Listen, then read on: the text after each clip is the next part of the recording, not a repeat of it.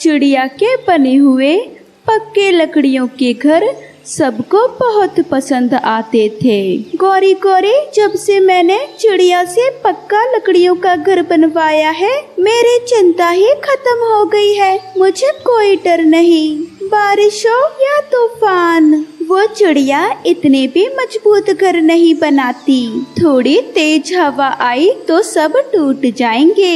वो पक्के घर बनाते हैं, इसलिए सभी पक्षी चिड़िया से ही घर बनवाते हैं। चिड़िया चिड़िया, मेरा पक्का लकड़ियों का घर बना दो। कबूतर भैया, आप जाइए और मैं लकड़ियाँ लेकर आती हूँ। चिड़िया चिड़िया चिड़िया, जिसे देखो चिड़िया करता फिर रहा है। ना जाने क्या जादू है उस चिड़िया के बनाए हुए घर में। वो चिड़िया बहुत गरीब थी और अब उसने पक्षियों के घर बना बना कर बहुत धन इकट्ठा कर लिया है। कालू जी, मुझसे नहीं देखा जाता कि वो चिड़िया हमसे आगे निकल जाए। वो कमजोर है और कमजोर ही रहेगी। तुम चिंता ना करो, मैंने सोच लिया है कि हमें क्या करना है। कौवा और कौवी तोते के घर की तरफ जाते हैं और एक पेड़ के पीछे छिपकर बैठ जाते हैं। भोजन तो मिल गया, अब मैं जल्दी जल्दी से पानी पी आता हूँ और फिर वापस आकर अपने ठंडे घर में आराम से सोऊंगा। तोता नदी से पानी पीने चला जाता है। चलो गौरी, याद है ना क्या करना है? हाँ हाँ, सब याद है। कौवा और कौवी तोते के घर की छत पर जाकर बैठ जाते हैं। कौवा एक बड़े हथौड़े से तोते की घर की छत को तोड़ने लगता है और गौरी कौवी छलांगे मार मार कर तोते का घर तोड़ने लगती है। कौवा और कौवी थोड़ी ही देर में तोते का घर बुरी तरह ही तोड़ देते हैं और वहाँ से भाग जाते हैं। तोते तोते, बहुत गर्मी लग रही है। बुलबुल, चलो मेरे साथ, मेरे घर में दोपहर गुजार लो। मेरा घर नया बना है, चिड़िया ने बहुत ठंडा और मजबूत बनाया है मेरा घर। फिर तोता बुलबुल को अपने साथ लेकर अपने घर वापस आता है। नहीं, ऐसा नहीं हो सकता। मेरा घर कैसे टूट गया? अभी अभी तो मैं अपने घर को ठीक छोड़कर गया था, फिर ये कैसे टूट गया? तोते भैया, मुझे लगता है चिड़िया ने आपका घर ठीक से नहीं बनाया होगा, इसलिए तो बारिश से पहले ही टूट गया है। मैं अभी जाकर चिड़िया से पूछता हूँ। तोता भागा भागा और गुस्से में चिड़िया के पास जाता है। चिड़िया कबूतर का घर बना रही थी। चिड़िया चिड़िया, इतना भी लालच सही नहीं। तुम्हारा धंधा क्या चलने लग गया? तुम हमें ही चूना लगाने लगी। तोते भैया, हुआ क्या है बताओ तो। ना हवा चली, ना बारिश हुई और मेरा घर टूट गया। मैंने मुफ्त में नहीं बनवाया था तुमसे अपना घर, ऐसा नहीं हो सकता। नहीं विश्वास तो मेरे साथ आकर देख लो। तुम जाओ तोते, मैं कबूतर का घर बनाकर अभी आती हूँ। मैं जा रहा हूँ। मैं अपने तिनकों के घोंसले या पर किसी पेड़ के खोकर में जाकर ही रह लूंगा। तोता नाराज होकर वहाँ से चला जाता है। तोता अपने लिए तिनकों का घोंसला बनाने लग जाता है। गौरी कौवी वहाँ आ जाती है। तोते तोते, तुमने तो अभी 2 दिन पहले ही चिड़िया से अपना नया घर बनवाया था, फिर कैसे टूट गया तुम्हारा घर? मैं नदी से पानी पीकर आया तो मेरा घर टूटा हुआ था। वो चिड़िया बहुत लालची हो गई है, तुमने मारा नहीं उसे? मारूंगा, जरूर मारूंगा। अगर उसने मुझे नया घर बनाकर ना दिया तो मैं जरूर मारूंगा उसे। कान पर लगाना एक जोर का थप्पड़ उस कमजोर चिड़िया के। कबूतर भैया, आपका घर तो गया बन। अब मैं जाकर देखती हूँ कि तोते के घर को क्या हुआ है। चिड़िया बहन, ये ले अपनी मजदूरी और मैं अपनी पत्नी को ले आऊँ। वो कल से अपने मायके गई हुई है। कबूतर अपनी पत्नी को लेने चला जाता है और चिड़िया तोते का घर देखने जाती है। मौका अच्छा है, इंतजार कैसा? चिड़िया अब तू पिटेगी, सबसे पिटेगी। गौरी कौवी जल्दी से आती है और कबूतर की छत पर बैठकर छलांगे लगाने लगती है। बहुत मुश्किल से गौरी कबूतर के घर की कुछ लकड़ियाँ तोड़ देती है। लड़ाई के लिए इतना ही काफी है। कबूतर तो छोड़ेगा नहीं चिड़िया को। देखो देखो देखो चिड़िया, अपनी आंखों से देखो, क्या ये कोई घर है? तोते भैया, ये जरूर किसी ने शरारत की होगी। अब तुम बताओ, मेरा घर बनाओगे या नहीं? मुझे साफ साफ बताओ। तोता तो चिड़िया से लड़ाई करने ही वाला था। बना दूंगी तोते, मैं आपको कल तक नया घर बना दूंगी। अब मैं जाती हूँ, मैं थकी हुई हूँ। शाम हो जाती है। पत्नी जी, नया घर देखोगी तो खुश हो जाओगी तुम। घर मजबूत है ना पति जी? बहुत मजबूत। कबूतर जब अपनी पत्नी को लेकर घर पहुँचता है तब घर की छत टूटी हुई थी। ये घर बनवाया है तुमने चिड़िया से? इससे तो हमारा तिनकों का घोंसला ही अच्छा था। लूसी, ऐसा नहीं है, जब मैं तुम्हें लेने गया था तब हमारा घर ठीक था। इतनी जल्दी घर कैसे टूट सकता है? कबूतर बहुत सियाना था। वो जान जाता है कि ये काम जरूर किसी चिड़िया के दुश्मन का है। फिर दूसरे दिन चिड़िया सबसे पहले तोते का घर बनाती है और फिर बुलबुल का घर बनाने चली जाती है। चिड़िया बुलबुल का घर बहुत मजबूत बनाती है ताकि अब वो टूटे ना। चिड़िया बहन, ये लो अपनी मजदूरी। चिड़िया मजदूरी लेकर वापस चली जाती है। चिड़िया, कोई दुश्मन है तुम्हारा जो जलता है तुमसे और तुम्हारे काम से। किसी ने मेरा घर भी तोड़ दिया है। ये वही है जिसने तोते का घर तोड़ा था। कबूतर भैया, वो कौन हो सकता है? जो भी होगा वो आज पकड़ा जाएगा। तुम मेरे साथ आओ। फिर सारे पक्षी बुलबुल के घर के पास ही छुपकर बैठ जाते हैं क्योंकि आज बुलबुल का घर ही नया बना था। चलो चलो गौरी, आज बुलबुल का घर तोड़ देते हैं। आज के बाद तो कोई भी चिड़िया पर विश्वास नहीं करेगा। कौवा और कौवी बुलबुल का घर तोड़ने चले जाते हैं। गौरी कौवी बुलबुल के घर की छत पर जाकर छलांगे लगाने लग जाती है और कालू हथौड़े से घर तोड़ने लग जाता है। दुश्मन पकड़े गए, जल्दी चलो। सारे पक्षी झाड़ियों के पीछे से निकलकर वहाँ आ जाते हैं। तो ये तुम हो जिनसे मेरी कामयाबी देखी नहीं जाती। कक्का, क्या हुआ चिड़िया? मैं तो यहाँ एक्सरसाइज कर रही हूँ। और कौवे, तुम क्या कर रहे हो? चिड़िया, एक कील थोड़ा लकड़ी से बाहर था, मैं वो कील ठोक रहा था। गौरी की बच्चे, तुझे मेरा ही घर मिला था एक्सरसाइज करने को। मारो मारो इन्हें, ये बहुत बुरे कौवे हैं, इन्हें मारो। फिर सब पक्षी कौवों की खूब धुलाई करते हैं और फिर कौवे उड़ते हुए वो जंगल छोड़ देते हैं। आज रानो चिड़िया बहुत खुश थी क्योंकि उसके अंडों से बच्चे जो निकलने का समय खत्म हो गया था। वो बेसब्री से अपने बच्चों का इंतजार कर रही थी। मैंने अपने बच्चों के लिए नरम नरम और मीठे मीठे फल जमा किए हैं। जब वो बाहर आएंगे तो उन्हें भूख लगेगी और मैं अपने बच्चों को अपने हाथों से भोजन खिलाऊंगी। उसी पल रानो का इंतजार खत्म होता है। अंडों से प्यारे से 2 बच्चे निकलते हैं। मम्मा, आप ही हमारी मम्मा हो, आप ही हमारी मम्मा हो। मम्मा। हाँ मेरी बच्चे, मैं ही आपकी मम्मा हूँ। कहीं मेरी नजर ना लग जाए तुमको, मैं काला टीका लगा देती हूँ। रानो अपने बच्चों की खुशी में भूल जाती है कि बाहर तेज बारिश हो रही थी कि तभी उसका घोंसला पेड़ से नीचे पानी में गिर जाता है। हे भगवान, मेरा घर तो पानी में बह गया। अब मैं अपने नन्हे बच्चियों को कहाँ लेकर जाऊंगी? इस बारिश से कैसे बचाऊंगी? मम्मा, उस पेड़ पर देखे, लकड़ी का घर है। उस पेड़ पर कितना सुंदर घर है। हम वहीं जाकर रहते हैं। बेटा, वो घर तो कौवों का है और वो बहुत बुरे हैं। वो किसी भी पक्षी की मदद नहीं करते। वो हमारी मदद क्या ही करेंगे।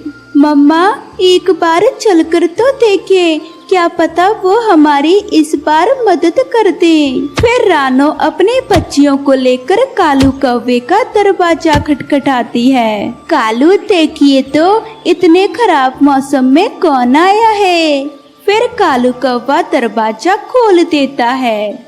कालू भैया कृपया मेरी बच्चियों और मुझे घर के अंदर ले लें। मेरा घोंसला तो पानी में डूबकर बह गया। चिड़िया, ये जानते हुए भी कि हम दूसरों की मदद नहीं करते, फिर भी आप हमसे मदद लेने आ गई हो।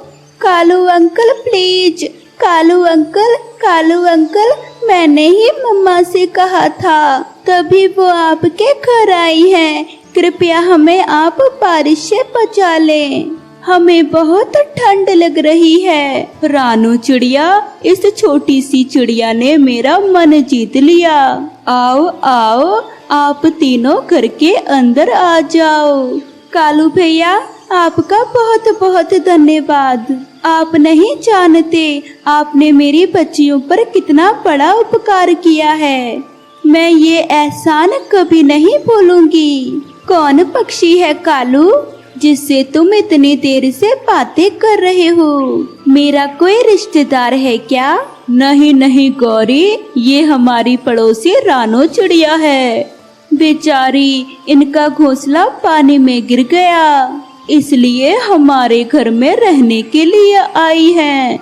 मैंने कोई धर्मशाला नहीं खोल रखी जो कोई भी मुंह उठाकर आ जाए। चल छोटी चिड़िया, भाग यहाँ से, हम तेरी कोई मदद नहीं करेंगे। ये कहकर गौरी को भी उनको भगा देती है।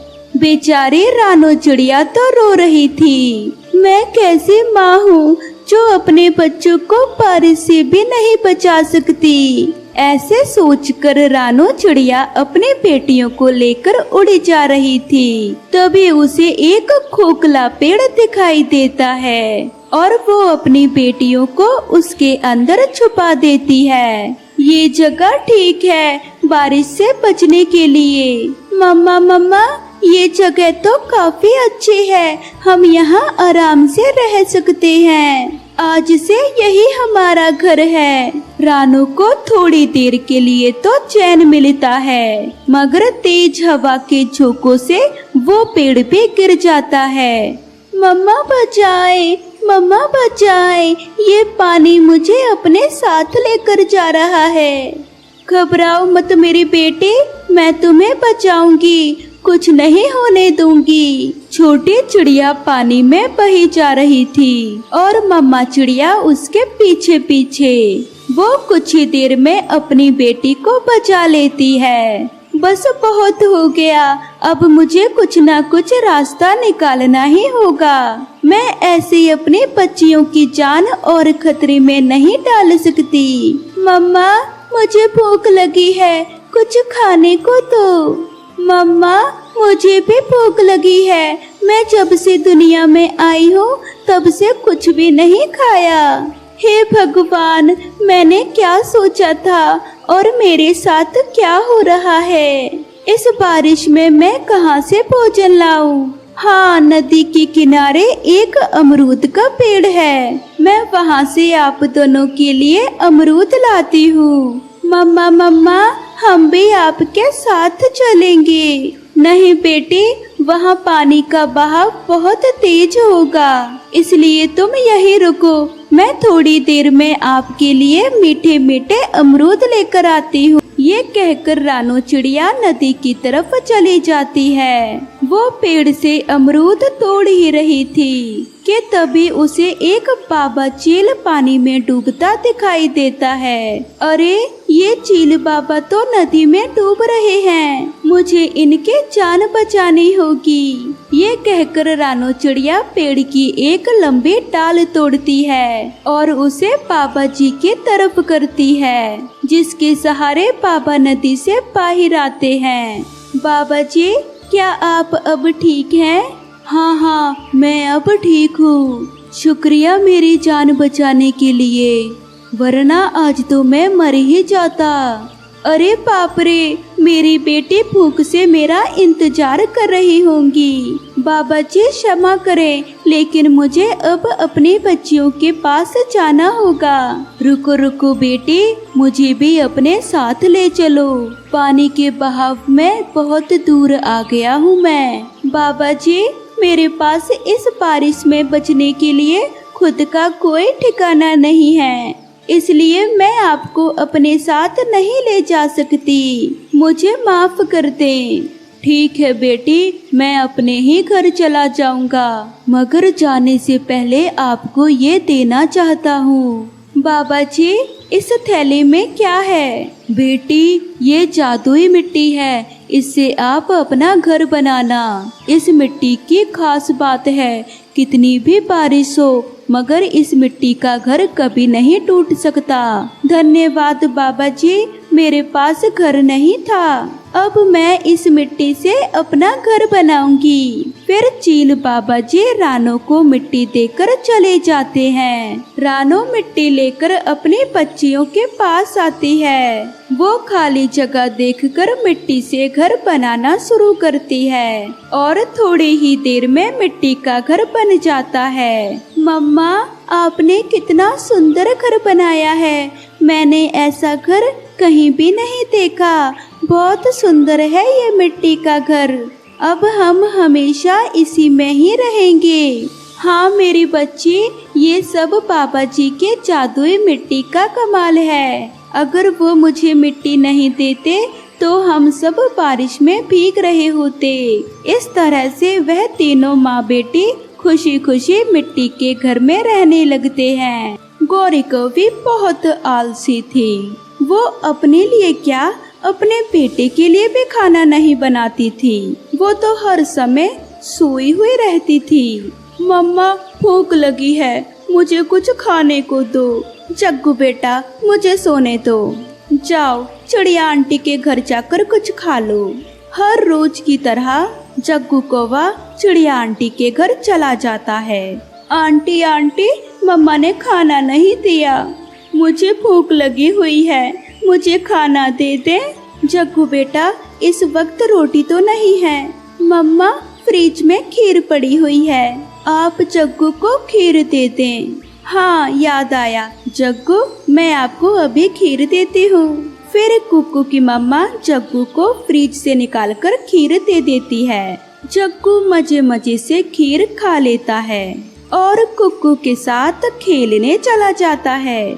यार जग्गू, तुम्हारी मम्मा तुम्हें खाना क्यों नहीं देती? मेरी मम्मा को नींद बहुत आती है, जब देखो सोई हुई रहती है। शाम को जब जग्गू कौवा घर जाता है तो उसकी मम्मा जग्गू से पूछती है, जग्गू बेटा, तुम्हारी चिड़िया आंटी ने क्या दिया तुम्हें खाने को? मम्मा, मीठी खीर। चिड़िया आंटी ने खीर बनाकर फ्रिज में रखी हुई थी, बहुत स्वादिष्ट थी, दूध की मीठी खीर। जग्गू, मेरा भी खीर खाने को दिल कर रहा है, जाओ मुझे भी चिड़िया आंटी से खीर ला दो। मम्मा, अब तो चोरी करनी होगी, चिड़िया आंटी मुझे अब दोबारा खीर नहीं देगी। तो जाओ बेटा, अपनी माँ की खातिर चोरी ही कर लाओ। फिर जग्गू कौवा अपने घर से निकलता है। जग्गू कौवा चिड़िया के घर में चला जाता है। चिड़िया अपने बेटे के साथ बाहर गई हुई थी। जग्गू सीधा जाकर फ्रिज खोलता है, खीर सामने ही पड़ी थी। जग्गू तो फ्रिज के अंदर ही बैठ जाता है। थोड़ी खीर और खा लेता हूँ, बाकी की मम्मा के लिए चुरा कर ले जाऊंगा। जग्गू फ्रिज में बैठकर खीर खाने लगता है। जग्गू खीर खा रहा था कि फ्रिज का दरवाजा बंद हो जाता है। घर में कोई नहीं था। जग्गू दरवाजे को खोलने की कोशिश करता है, मगर फ्रिज का दरवाजा खुल ही नहीं रहा था। फ्रिज में बहुत ठंड थी। जग्गू बेहोश हो जाता है और गिर जाता है। शाम के बाद मम्मा चिड़िया भी अपने बेटे के साथ वापस आ जाती है। कुक्कू बेटा, मैं रसोई में जाकर खाना बना लूं, तब तक तुम अपनी पढ़ाई कर लो। ठीक है मम्मा। कुक्कू अपनी किताब लेकर पढ़ने लगता है और मम्मा चिड़िया रसोई में जाकर खाना बनाने लगती है। ये जग्गू कहाँ चला गया? अब तक तो उसे खीर चुराकर आ जाना चाहिए था। गौरी कौवी अपने घर से निकलती है और चिड़िया के घर जाती है। चिड़िया चिड़िया, मेरा जग्गू क्या तुम्हारे घर में है? नहीं गौरी, जग्गू दोपहर को आया था और खीर खाकर चला गया। गौरी परेशान हो जाती है और वहाँ से चली जाती है। ना चिड़िया को पता चलता है और ना ही गौरी को कि जग्गू तो फ्रिज के अंदर बेहोश पड़ा है। गौरी सारा जंगल जग्गू की खोज करती है, मगर उसे कहीं से भी अपना बेटा नहीं मिलता। कबूतर कबूतर, मेरा बेटा नहीं मिल रहा, क्या उसे कहीं देखा है? नहीं गौरी, मैं तो अभी अभी दाना लेकर आ रहा हूँ। गौरी तोते के पास जाती है। तोते, मेरा जग्गू नहीं मिल रहा, ना जाने वो कहाँ चला गया है। अभी थोड़ी देर पहले मैंने उसे चिड़िया के घर जाते हुए देखा था, मगर मेरा बेटा चिड़िया के घर में तो नहीं है। कुक्कू बेटा, फ्रिज से दूध की बोतल निकाल कर लेकर आओ। अभी लाया मम्मा। कुक्कू फ्रिज खोलता है तो उसकी चीख निकल जाती है। मम्मा मम्मा, जग्गू फ्रिज में पड़ा है। मम्मा चिड़िया भी भागी भागी आती है। गौरी कभी भी वहाँ पहुँच जाती है। गौरी, जग्गू फ्रिज में कैसे चला गया? मैं और कुक्कू तो सब्जी लेने गए हुए थे। चिड़िया, कुछ करो, मेरे बेटे को बचा लो। ये सब मेरी ही वजह से हुआ है। मैंने ही जग्गू को खीर चुराने भेजा था। तुम्हारी ही वजह से आज तुम अपने बेटे से हाथ धो बैठोगी। चिड़िया भागकर बुलबुल के पास जाती है। बुलबुल बुलबुल, जल्दी चलो, गौरी का बेटा मर रहा है। वो फ्रिज में बंद हो गया था। उठो उठो मेरे बेटे जग्गू, मुझसे बात करो। बुलबुल भी पहुंच जाती है। बुलबुल जग्गू को चेक करती है। जग्गू अभी तक जिंदा है। चिड़िया, थोड़ा सा गर्म पानी लाओ। चिड़िया जल्दी से रसोई में जाकर पानी गर्म करती है। बुलबुल 2 घूंट गरम गरम पानी के जग्गू के मुंह में डालती है और थोड़ा पानी उसके शरीर पर डालती है। थोड़ी देर बाद जग्गू अपनी आंखें खोलता है। मम्मा, मैं खीर चुराने आया था कि फ्रिज में बंद हो गया। गौरी चिड़िया से बहुत शर्मिंदा थी और वो अपने किए पर बहुत पछता भी रही थी, क्योंकि आज उसकी वजह से उसका बेटा मरते मरते बचा था। शायद अब दोबारा गौरी कभी भी अपने जग्गू को चोरी करने नहीं भेजेगी।